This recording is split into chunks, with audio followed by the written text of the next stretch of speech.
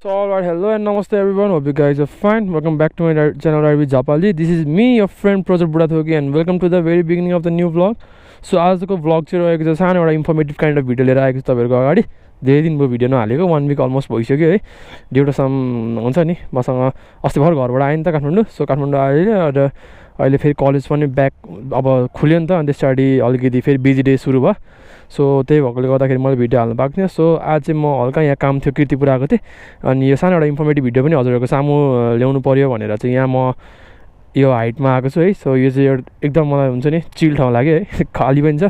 अनि सो यहाँ आज चाहिँ म कुरा गर्न गइरहेको छु हाम्रो ब्रेकिङले चाहिँ हाम्रो हुन्छ नि इन्जिनको कस्तो सिचुएसनमा हामीले कस्तो ब्रेकिङ युज गर्ने, हामीले क्लच कतिखेर युज गर्ने नगर्ने हो त्यस्तो कुरा लिएर आएको छु. सो अस्तिको जुन मैले क्लचको कुरा गरेको थिएँ है, क्लचको पोजिसनको कुरा गरेको थिएँ. सो त्यो भिडियो चाहिँ टिकटकमा, युट्युबमा भन्दा पनि टिकटकमा चाहिँ अलिकति नाइस भ्युज गएको छ है. 1,11,000 भनेपछि 1,12,000 जति भ्युज पुगेको थियो टिकटकमा. So thank you so much guys है, मन पराइदिनु भएकोमा. अब कतिजनाले त हेड कमेन्ट पनि गरिदिनु हुन्थ्यो, तर म त्यस्तो चाहिँ वास्ता लाग्दैन है. सो बस पनि आयो. सो आज चाहिँ मैले ब्रेकिङले कस्तो सिचुएसनमा कस्तो ब्रेकिङ युज गर्ने, क्लच युज कतिखेर गर्ने नगर्ने हो यसको कुरा, यसको लागि मैले भिडियो लिएर आएको छु है. सो किप वाचिङ अनि या लेट्स बिगिन द भिडियो.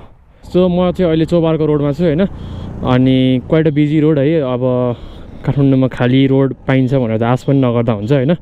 अब होला कतिकै ठाउँ होला, तर मलाई थाहा छैन है. सो आई केम हियर अनि so yeah let's begin the video. So हाम्रो ब्रेकिङ हामीले कस्तो बेलामा कस्तो ब्रेक युज गर्ने भनेर हाम्रो 4टा सिचुएसन हुन्छ है, 4वटा सिचुएसन. एउटा भनेको जस्तै हाम्रो स्टपिङ डिस्टेन्स नियर छ होइन, जस्तै हाम्रो 5 यार्ड्स 10 यार्ड्स भित्रमा रोक्नुपर्ने छ र हामीलाई पुरै बाइकलाई चाहिँ पुरै स्टप गर्नु छ, 0 किलोमिटरको स्पिडमा ल्याउनु छ, पुरै स्लो डाउनै गर्नु छ भने. सो अनि खुट्टा टेक्नु मन छ, खुट्टा टेक्नुपर्ने सिचुएसन छ भने चाहिँ हो त्यो बेलाको त्यसलाई एउटा सिचुएसन भन्छ. सेकेन्ड सिचुएसन भनेको जस्तै बाटोहरूमा कुनै बम्प्स अथवा जग्सहरू आउँछ, खाल्डोहरू आउँछ हो त्यो बेलामा, अथवा हामीले हुन्छ नि अलिकति अब गियर चेन्ज गर्नु मन छैन, हल्का बम्प्सहरू आयो अब जर्क्सहरू आयो, त्यसमा चाहिँ हल्का बाइकलाई स्लो गर्ने अनि फेरि पिकअप लिइहाल्नु छ भने हो त्यसलाई सिचुएसन 2मा काउन्ट गरेको छु. भने सिचुएसन 3लाई चाहिँ मैले केमा काउन्ट गरेको छु भने जस्तै हामी अब अगाडि बढिरहेको छौँ, जस्तै अब हामी कुनै एउटा हुन्छ नि जामसाम यताउति छ है. सो त्यति बेला जामसाम छ अथवा हामीलाई चाहिँ गियर चाहिँ खेलाउनु पर्ने छ, जस्तै डाउन सिफ्ट गर्नुपर्ने छ हल्का स्लो डाउन गरेर होइन, तर बाइक रोक्ने चाहिँ कुनै इरादा छैन भने चाहिँ, प्लान छैन भने चाहिँ हो त्यसलाई चाहिँ मैले सिचुएसन 3मा हालेको छु. भने सिचुएसन 4 भनेको चाहिँ हाम्रो प्यानिक सिचुएसन हो, जतिखेर चाहिँ हामीले पुरै त्यो हुन्छ नि दिल खोलके ब्रेक युज गर्नेले ब्रेक, क्लच युज गर्नेले क्लच हुन्छ नि, एकर्डिङ टु आवर एक्सपिरियन्स, तपाईँहरूको एक्सपिरियन्स अनुसार चाहिँ त्यति बेला युज गर्नुपर्ने हुन्छ. सो यति 4टा क्याटेगोरीमा चाहिँ मैले डिभाइड गरेको छु. So yeah let's talk about this first situation. जस्तै म हजुरलाई डेमोसहित दिन्छु है. सो दिसको भिडियो विल गर्नु यो हुन्छ नि 6 to 7 minutes of video. So do हुन्छ नि do like share and subscribe the channel as well. अनि माया देखाइदिउँ यो भिडियोमा पनि. So yeah let's begin the video है त. सो हाम्रो सिचुएसन 1 भनेको जस्तै हाम्रो स्टपिङ डिस्टेन्स चाहिँ 5 to 10 यार्ड्स छ र हामीलाई चाहिँ पुरै बाइक स्लो डाउन गर्नु छ र हाम्रो पुरै अब हुन्छ नि खुट्टै टेक्नुपर्ने सिचुएसन आउँछ भने त्यसलाई सिचुएसन 1मा काउन्ट गरेको छैन. त्यो चाहिँ कस्तो हुन्छ भन्दाखेरि जस्तै for example let me show you है त. जस्तै म अगाडि बढिरहेको छु है, अब यो म अगाडि गइरहेँ, अब सडनली मलाई ब्रेक लाउनु पऱ्यो है. अब यहाँ यस्तो केही छैन नि त त्यस्तो तपाईँहरूलाई देखाउने गरी. सो मलाई अब सडनली ब्रेक लाउनु पऱ्यो, जस्तै फर इक्जाम्पल मलाई यहाँ रोक्नु पऱ्यो, के गर्ने टक्क क्लच तान्ने, ब्रेक लगाइदिने के. त्यो हामीले gear down shift up shift गर्नै पर्दैन क्या. यो भनेको छिटो रोक्यो नि त बाइक, किनभने अब जस्तै सुरुको जुन फर्स्ट सिचुएसन हुन्छ त्यो फर्स्ट सिचुएसन भनेको तपाईँले अब जस्तै 5-10 मिनट यार्ड भनेको त तपाईँहरू त्यति स्पिडमा हुनुहुन्न नि त, तपाईँहरूलाई चाहिँ 5-10 यार्ड्समै रोक्नु छ क्या. अब तपाईँहरू अगाडिबाट प्लान गर्नु मतलब प्लानमा आउनु भएको हुन्छ नि त, जस्तै तपाईँको बाइक पनि स्लो हुन्छ र मलाई चाहिँ यहाँ रोक्नुपर्ने हुन्छ भनेर तपाईँको माइन्ड चाहिँ सेट हुन्छ क्या.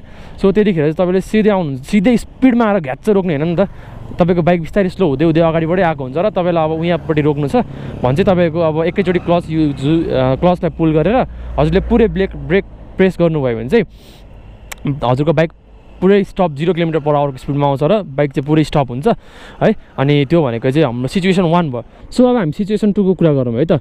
अनि सिचुएसन 2 को कुरा गर्दाखेरि चाहिँ सो अब यहाँ तपाईँहरूलाई ठ्याक्क पर्फेक्ट इक्जाम्पल दिन चाहिँ मसँग ठाउँ पनि छैन, प्लस त्यो बम्प्सहरू पनि छैन होइन। सो त्यही भएकोले गर्दाखेरि चाहिँ म हजुरलाई सानो एउटा उयो दिन्छु है, जस्तै डेमो दिन्छु है भनौँ न।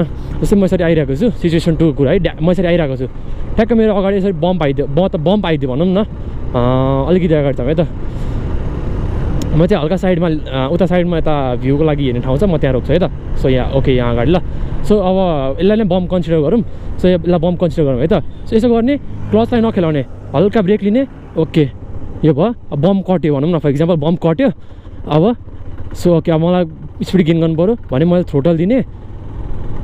सो ओके मैले थ्रोटल दिएँ, मैले केही गरेँ त, क्लचलाई त युजै गरेन नि त मैले होइन। सो हो यो भनेको चाहिँ सिचुएसन 2 हो क्या। सो यस्तो यस्तो हुन्छ नि, सानो सानो स्टेप्सहरू हुन्छ क्या, जसले गर्दाखेरि चाहिँ हजुरको ब्रेकिङ माइलेजहरू भनौँ न, माइलेज अनि त्यसरी ब्रेकिङ इम्प्रुभ हुने, हजुरको स्किल्सहरू इम्प्रुभ हुने, यसरी नै हो है।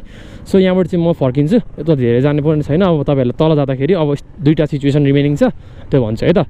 सो सिचुएसन 3 भनेको चाहिँ कस्तो भन्दाखेरि जस्तै हजुरलाई जाम छ, हजुरको जस्तै हुन्छ नि अगाडि जाम छ, हजुरहरूको बाइक चाहिँ स्लो गर्नु पऱ्यो।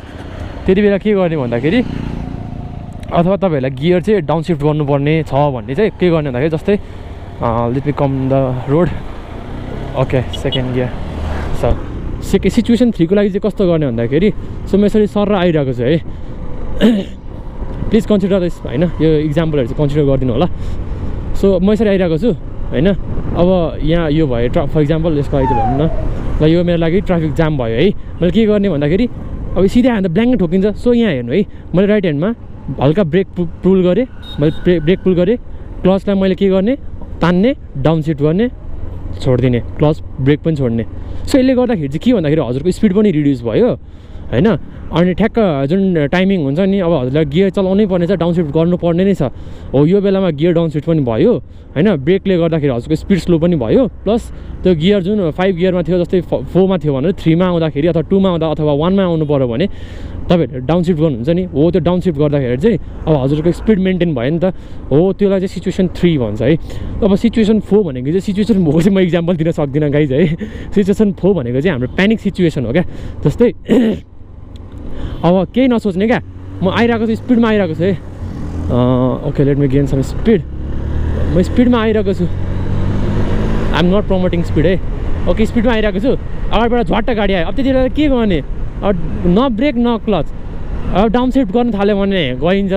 त्यसको बेला चाहिँ तपाईँको दिमागमा जे आउँछ, तपाईँको एक्सपिरियन्सले तपाईँलाई कति भन्छ होइन, त्यो अनुसारले अब ब्रेक तान्नेहरूले ब्रेक पुरै युज गर्ने, अगाडि पछाडिको अब क्लच तान्नेले क्लच तान्ने, अथवा दुइटै एकैचोटि तानिदियो भने बाइक रोक्यो नि होइन। सो यही हो सिचुएसनहरू, यो 4टा सिचुएसन छ है।